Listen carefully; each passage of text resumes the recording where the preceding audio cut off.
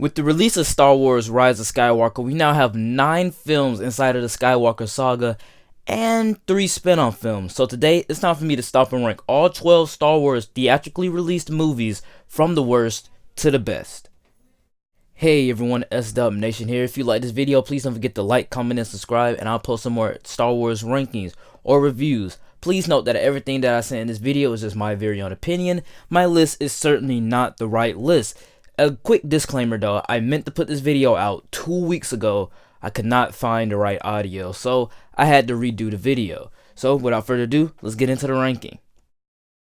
Kicking off our list at number 12 is Star Wars The Clone Wars. Really, this movie is just bad overall. The story and script is bad, and the animation is baffling to me because Phantom Menace had better effects 9 years earlier. The movie felt small in scale, and in this case, that is not a good thing, especially because all the other Star Wars movies have bigger action.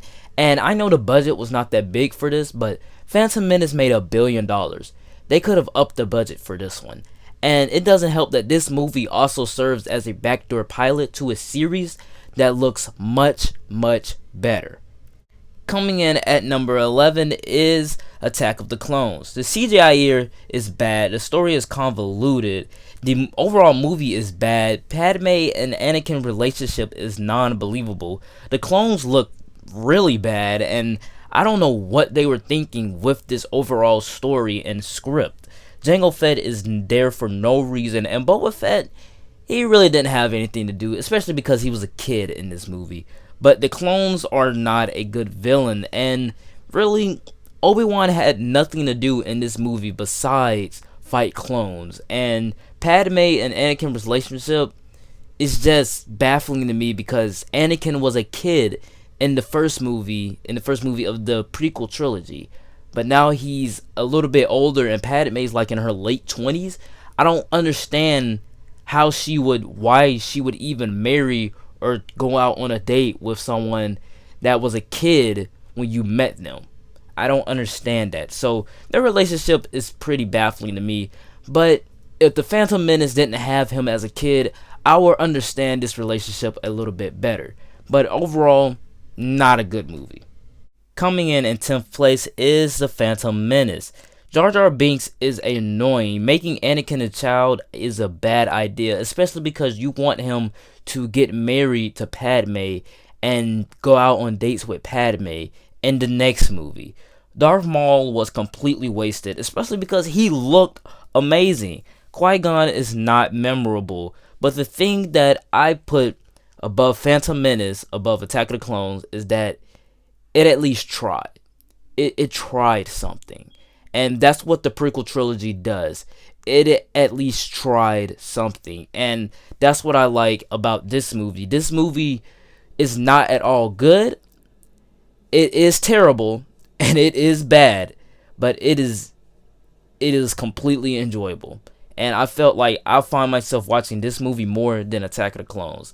But this movie just gets weighed down by politics, and that's why I put it this low on the list.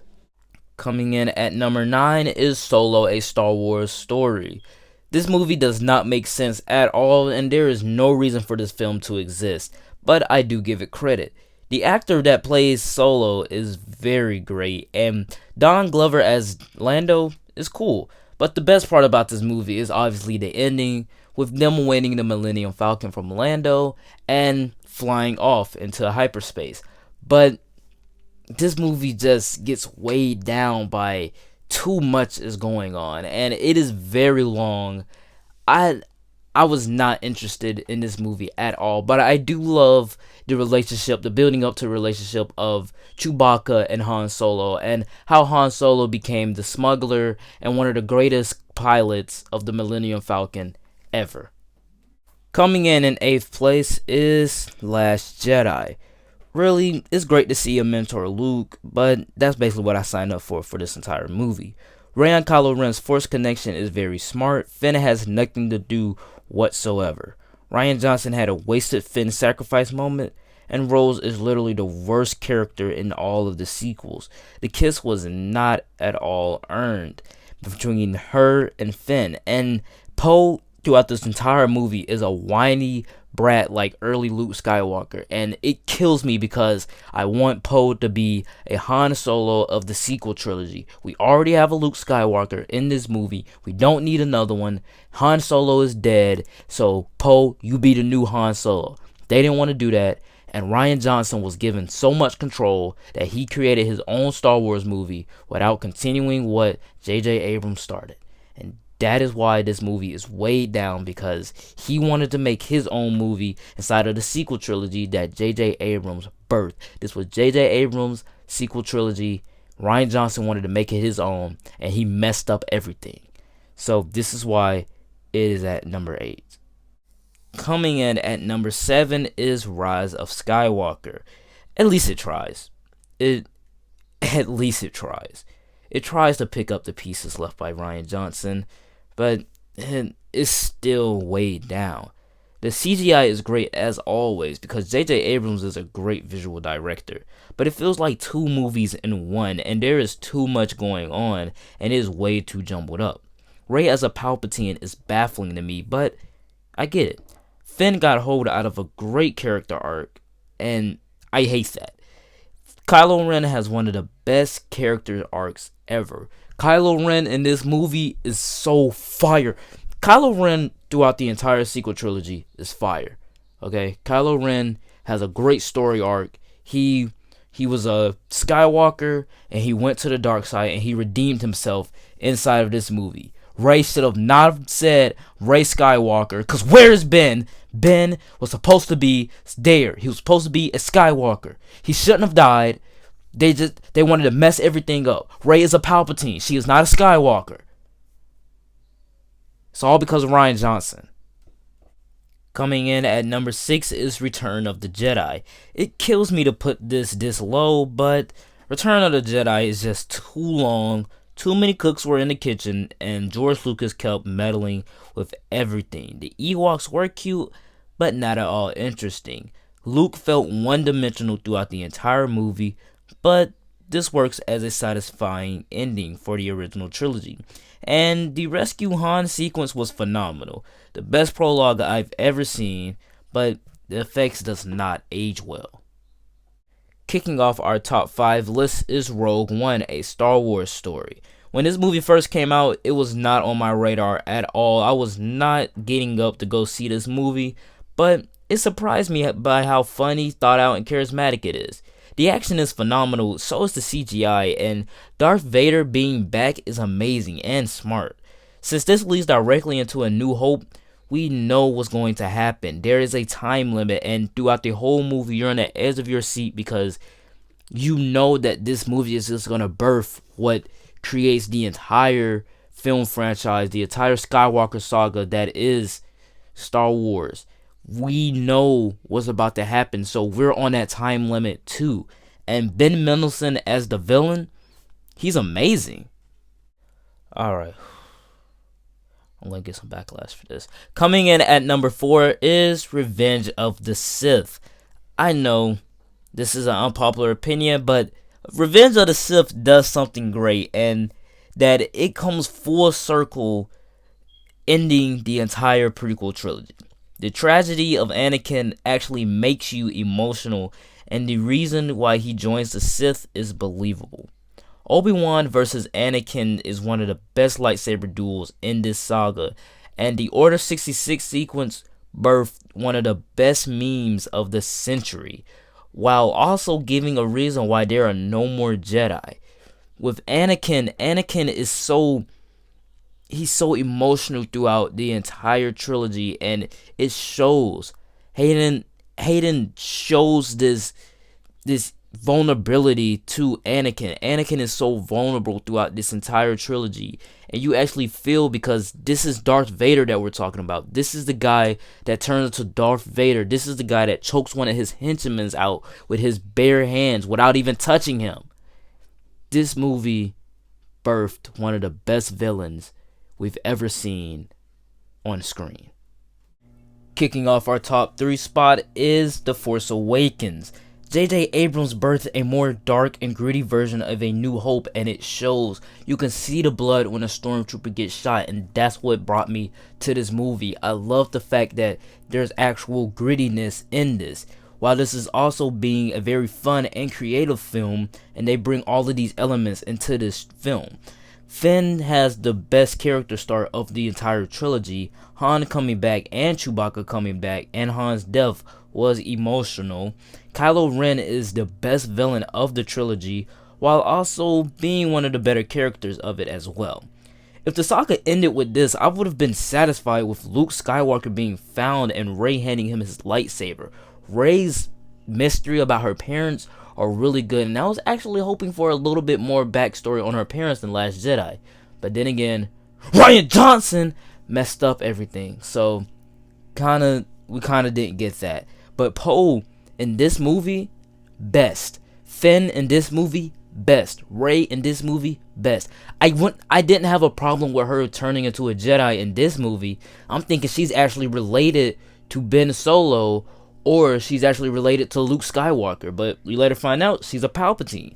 That's what makes me hate Rey so much, is that I actually thought that she would be related to Luke, and I thought that Finn would be the one to helm the lightsaber and be a Jedi, because he has an interesting story arc. He's an ex-stormtrooper turned Jedi. That's interesting and exciting enough, but they did not want to go that route, and that's why I put it at number 3. But Princess Leia coming back, you gotta give him props for that. Bringing back Carrie Fisher, the guy that plays Han Solo, I forget his name, Harrison Ford, and bringing back Mark Hamill, the Trinity, bringing back those three just makes me foam out the mouth. That right there makes this movie good. Our runner-up in second place is Star Wars A New Hope. The birth of the Skywalker saga is a very simple story. A farm boy saves the princess, and it is amazing. Not so little mishaps go along the adventure, and it's amazing how they was able to craft this movie. It's so simple, but it's also so complicated that we don't know the backstory about the Jedi. We don't know the backstory of the Force. All we know is that Luke Skywalker is the good guy. Darth Vader is the bad guy. The lightsaber colors, they show that. Obi-Wan Kenobi has a blue one. That means good. Darth Vader has a red one. That means bad. So we know who's the good guy and who's the bad guy. This movie is filled with characters that you love and that you love to see. And it started one of the best film franchises ever. And it's really crazy how they could do these effects in 1977 when the Clone Wars couldn't even pull off the effects in 2008. So, Star Wars, you coming in at number 2. But coming in at my number 1 is pure perfection. The Empire Strikes Back comes in at number 1. It is smart, it is big in scale, and it is romantic. Empire Strikes Back brings something new while also continuing the story from the original. Luke's father reveal is very surprising, especially because it bursts one of the best lines in the entire Skywalker saga, maybe even in cinema. I am your father.